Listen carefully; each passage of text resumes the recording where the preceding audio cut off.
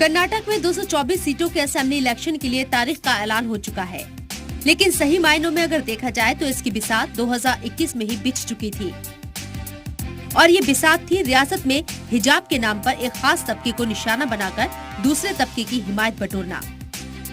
नए हिंदुस्तान में इसे अगर नई सियासत का नाम दिया जाए तो कोई हैरत की बात नहीं है। हमें क्या खाना है, क्या पहनना है, क्या सोचना है, क्या समझना है, अगर इस पर भी हुकूमती पहरा लगा दिया जाए तो फिर हमारे आईनी हुकूक का क्या होगा। कर्नाटक में 2021 में ही असेंबली इलेक्शन की बिसात बिछ चुकी थी, जब उडुपी के गवर्नमेंट कॉलेज में हिजाब पहनकर आए 6 स्टूडेंट को क्लास में दाखिल होने से रोक दिया गया।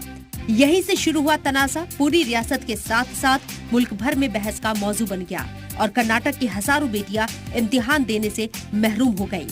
मामला सिर्फ हिजाब तक नहीं रुका। 27 मार्च 2023 को कर्नाटक की बीजेपी हुकूमत ने मुसलमानों को मिलने वाला 4% रिजर्वेशन खत्म कर दिया और उन्हें माशी तौर से कमजोर लोगों को मिलने वाले 10% रिजर्वेशन में शामिल कर दिया।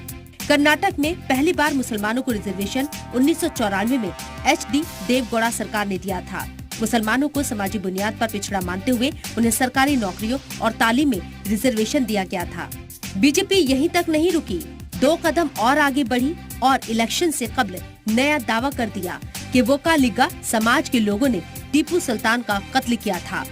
बीजेपी के मुताबिक टीपू सुल्तान मुजाहिदे आजादी नहीं थे। बीजेपी का यह कदम करीब 14% आबादी वाले वोकालिगा समाज को अपने पाले में लाने वाला बताया जा रहा है। कुल मिलाकर कर्नाटक में सियासत के लिहाज से आने वाले महीने बड़े दिलचस्प होने वाले हैं।